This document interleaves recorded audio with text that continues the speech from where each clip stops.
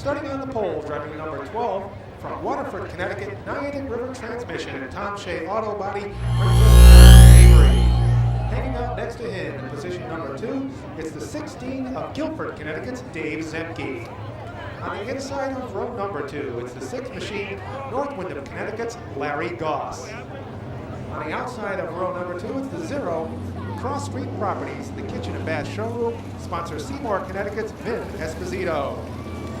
Fifth on our field is the number 2, Trumbull, Connecticut's Dwayne Knoll. Sixth starting spot will go to the number 5 machine. That is Clinton, Connecticut's Glenn Colvin. On the inside of row number 4 is the number 3, the USS Chowder Pot, sponsor Berlin, Connecticut's Mark St. Hilaire. Next to him, the 2006 points leader as of tonight is the number 47. It is Plainfield, Connecticut's Tim Jordan. Ninth on our field is the number 82. Toyota of Westport Northeast Labor Force brings us Westport, Connecticut's Jay Losniak. 10th on the field is the number 76. That is Chris Stout from Waterford, Connecticut.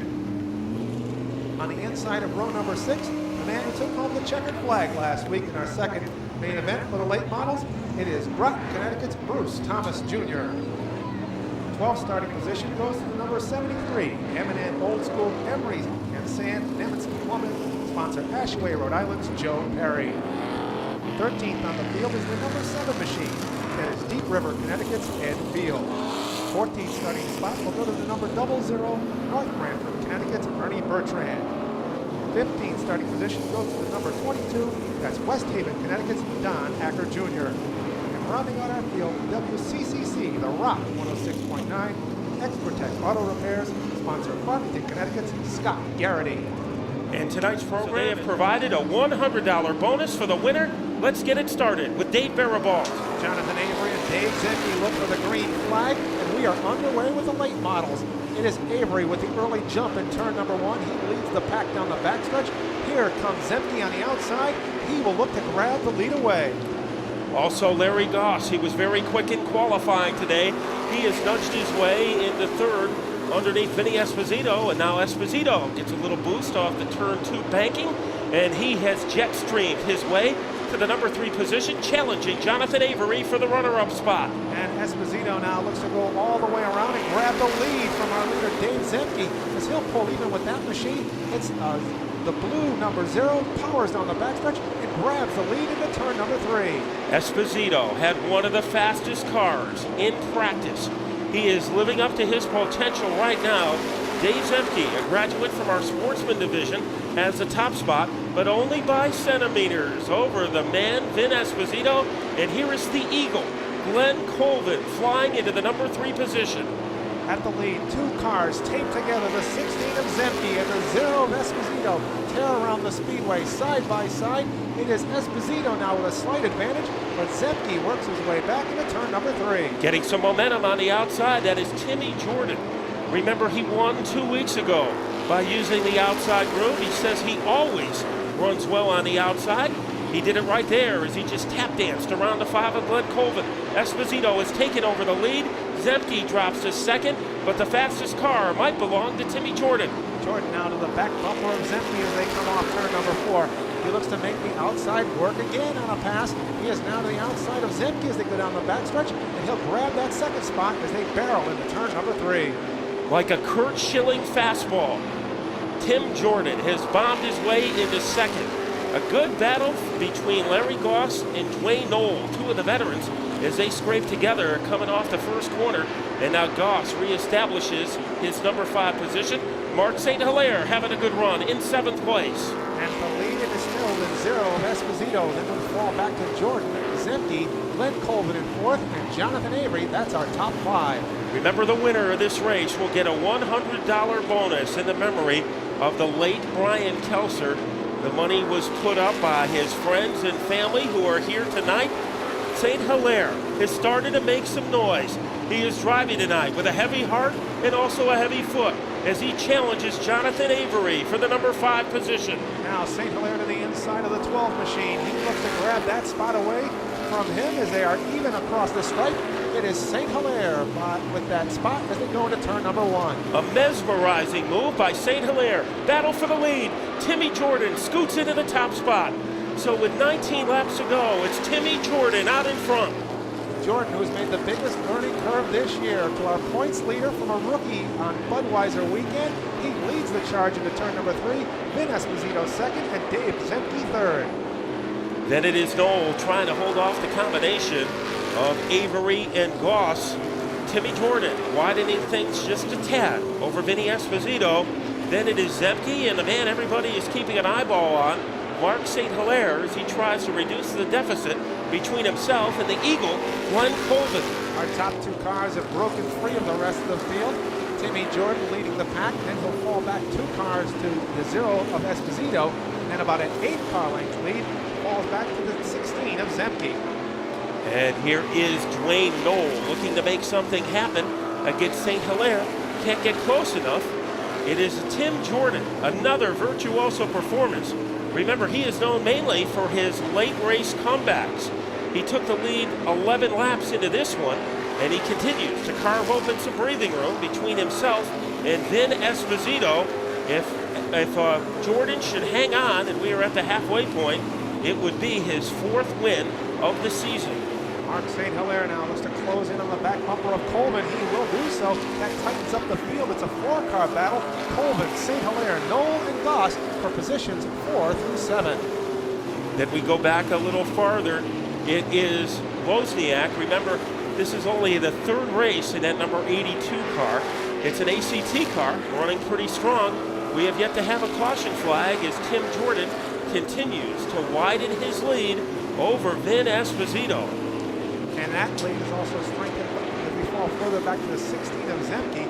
4th we have Coleman. 5th is St. Hilaire. But here's Dwayne Knoll on the inside of St. Hilaire looking to grab that position as they go into turn 1. Remember, the mini stocks will be next. So all mini stock drivers, you should be reporting to your cars because the mini stock feature will be next on our agenda tonight, which is being dominated by Tim Jordan. The action is a little deeper in the pack. St. Hilaire trying to hold off the veteran. Dwayne out of control Knoll.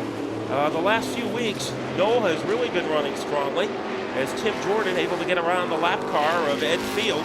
And Ed Field decides to park it. So 10 laps to go.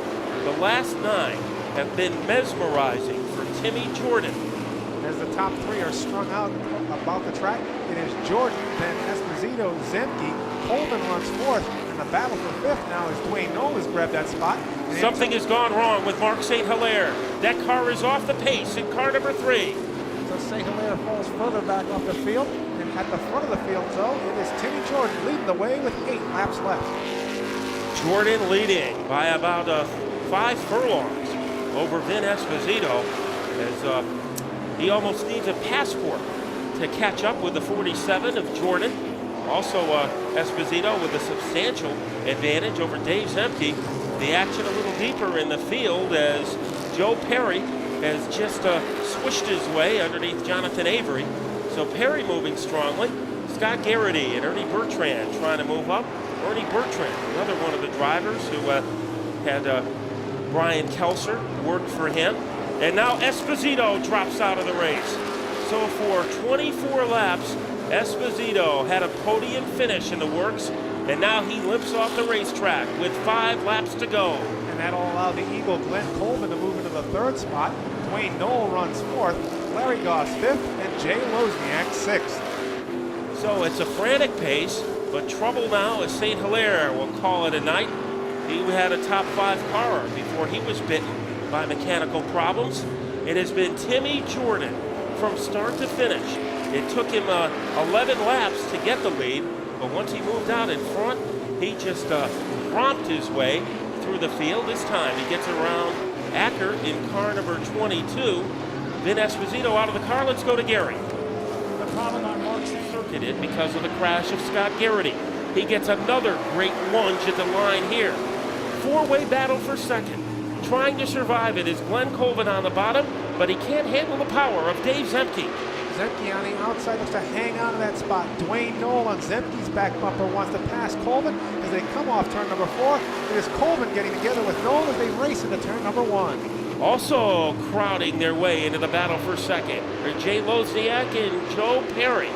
Here comes Colvin trying to jackknife his way underneath Zemke.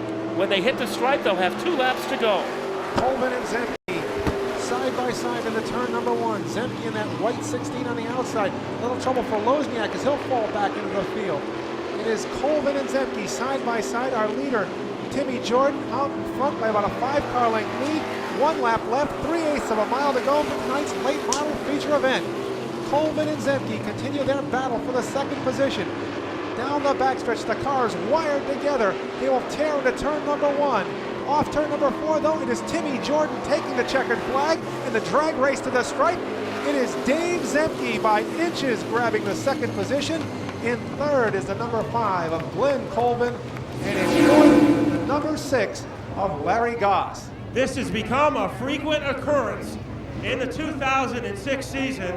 The 4th victory of the year for our point leader, and it isn't too often when you can win Rookie of the Year and a championship in the same season, but this man has an excellent opportunity for hitting that daily double.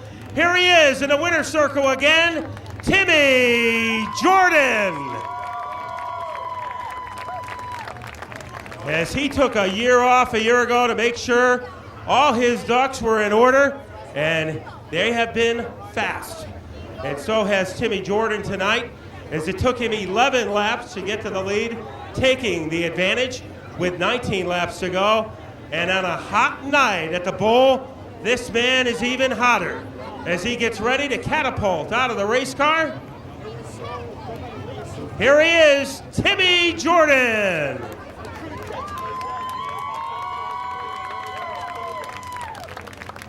Well, Timmy, once again, you were able to make up some ground on the outside. Why do you have so much success running on the outside groove? Maybe more success than anybody else in the division. A lot of hard work. You know, these ACT cars are pretty good off the bat, but you have to have a lot of knowledge and a lot of help to get them going. And, you know, we'd be a mid-pack car if I didn't have the help of my father, and my uncle Tommy Fox helps me, and I definitely try to get this car going the best I can. I try to be the most responsive driver that I can and let everybody know what I think the car's doing. So it's getting the car set up, making the right calls. It's almost like a chess game. You gotta, you know, come every week and try to get the car going good for each track situation. So, you know, we're pretty good at that, and you know, I have 3 generations to help me out, so it definitely doesn't hurt. And they know how to make those chess pieces move very quickly. 4 wins this season, ladies and gentlemen, and he tightens his grip on the point standings. Timmy Jordan. Thanks. I also got to thank everybody involved, all my sponsors, the A-Team, Mike Murphy, J&J Custom Design, buy some black box radios from Jeff Windsor and Julie Windsor, Race Stock Photography, Keith Sear hooked me up with great shots on my website, Bob's Auto, East Coast Electric, Moroso, Alternative Customers, everybody. Thank you. And our thanks, of course, to Timmy Jordan for another great ride.